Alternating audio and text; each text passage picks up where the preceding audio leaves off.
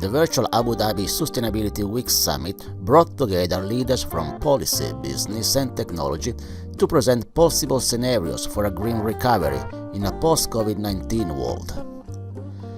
Co-founder and Chief Technology Officer Josh Geigel of Virgin Hyperloop was among the guests, and he talked about his first riding experience on the Hyperloop and the vision for the future. Here are the highlights. Yeah, it was surreal. I started the company 6 years ago in a garage, and all of the technology development, everything we had to do to get there was exciting even before we actually went down the tube. And this idea of actually being able to sit in a dream, in an idea, and show that this technology was safe. It was one thing to ride it, but the thing that we really wanted to show was two people get on and two people get off, that the system is safe, that we did it the right way, that we've allowed and developed a piece of technology that can be safe, not for astronauts, but for everyday people like Sarah, myself, and the goal of faster, cleaner, safer transportation, right here on Earth. That's what we were able to show first time just a couple of months ago. So we travel at those speeds when we're in aircraft today, and now we're just doing it a couple of feet off the ground, a couple of meters off the ground, and it was smooth. It was smoother than all the test data that I've stared at for the last couple of years would kind of allude to. It was also kind of surreal, this feeling of really being transported into the future, almost literally. Our system is fully electric. It has no direct emissions. Particularly in the Middle East, it can be powered by the sun. And the area that we're looking at is we have magnetic levitation, electromagnetic propulsion, clean, contactless, and it's using about 10 times less energy than an aircraft going at those same speeds. So you're able to go and have a convenience that people want, that they like of the aircraft, without all of the pollution that they might have. And that gives us the ability to move large amounts of people electrically, sustainably. And you could imagine when we talk about a connected Gulf, when we talk about the Kingdom of Saudi Arabia, we talk about the Emirates, and moving into Kuwait, Bahrain, the whole thing, there is an opportunity for us to really take all of that automotive, all of the trucking pollution, all of that off the road, or out of the air, off the road and into a Hyperloop.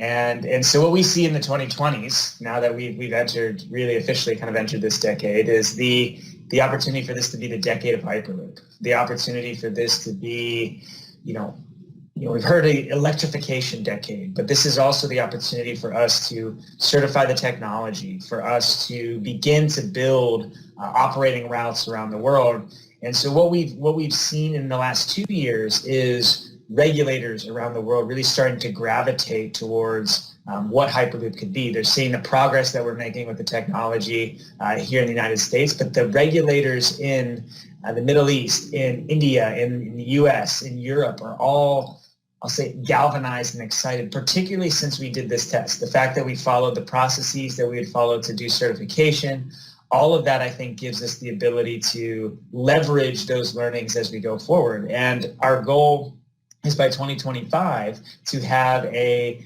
certified product, and that we're working on with the regulators around the world to be able to do that, meaning that's sort of the moment where it becomes mass adoptable.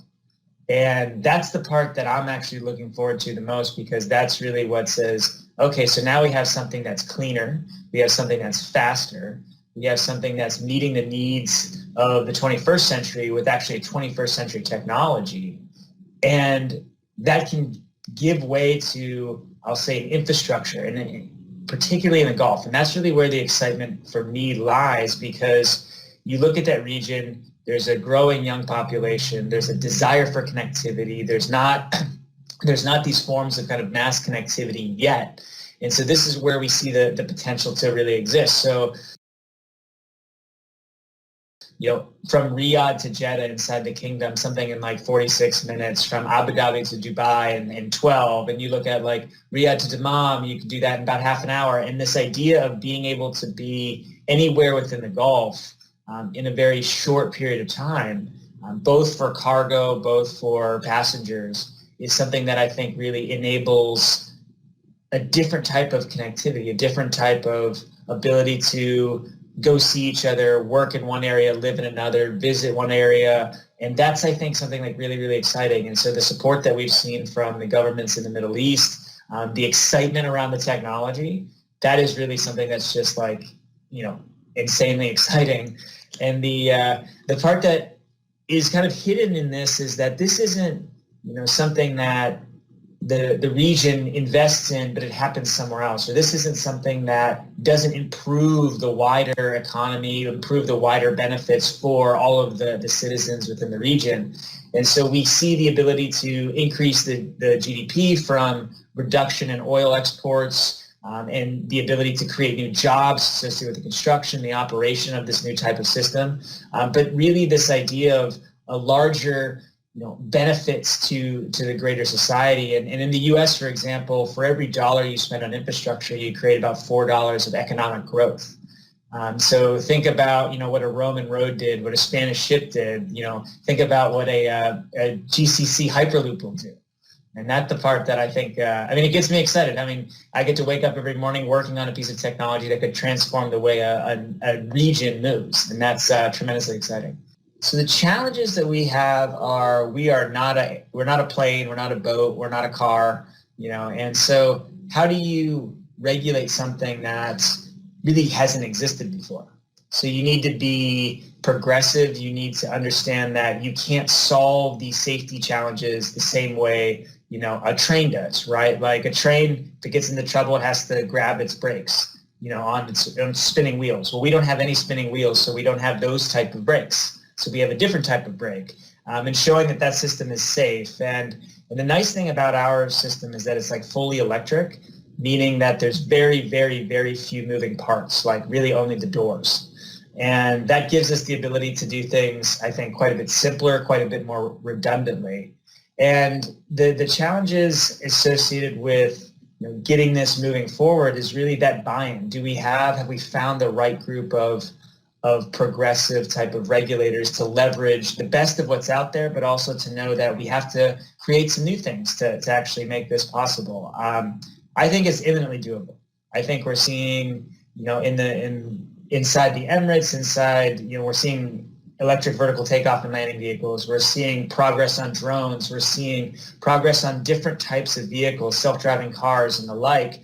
And this is moving towards that type of future. And so I think it's certainly possible. I think we're trying to identify and trying to find the right types of groups. Like, should we use more people from rail? Should we use more people from air? And that's the idea of what we have to do. But I am certainly very, very optimistic that there will be more than just one Hyperloop you can ride by the end of the decade. There's a good example in the United States from 1860 to 1890. Really, the railroad took over. And you saw in about a 30-year time frame, you went from, a couple of miles of road to tens of thousands of miles of railroad, I should say. And I think our time will be shorter because we can build things faster, through automation, through a number of these other technology advancements. I really think the power of Hyperloop comes in the network. So when you're connecting more than just two places, the ability for us to go at speed and have no moving parts in the track and all these fun pieces of technology. But I really feel that over the next 20 years, this will be the decade of Hyperloop, where the first projects are coming out. And those first, incepted projects, those ones that are the Abu Dhabi to Dubai or whatever it might be, then you start to see the connected network, in the 2030s that are based on this decade of really laying that foundational piece. And so I think it's really going to be in the next 20 years that you're going to see a massive transformation, and that should line up very nicely. My son would be 22 by that point, and then he could say, I don't know how you got around before Hyperloop. Well, what do you think we'll all be calling it at that point? We were flying, driving. Is it looping? What's the verb? Looping is a good verb. It's shorter. It's not hyperlooping. It's just looping. Hey, I'll loop to see you. Yeah, exactly. There you go. If that takes off, then just give me a little mention. That's all. Anyway.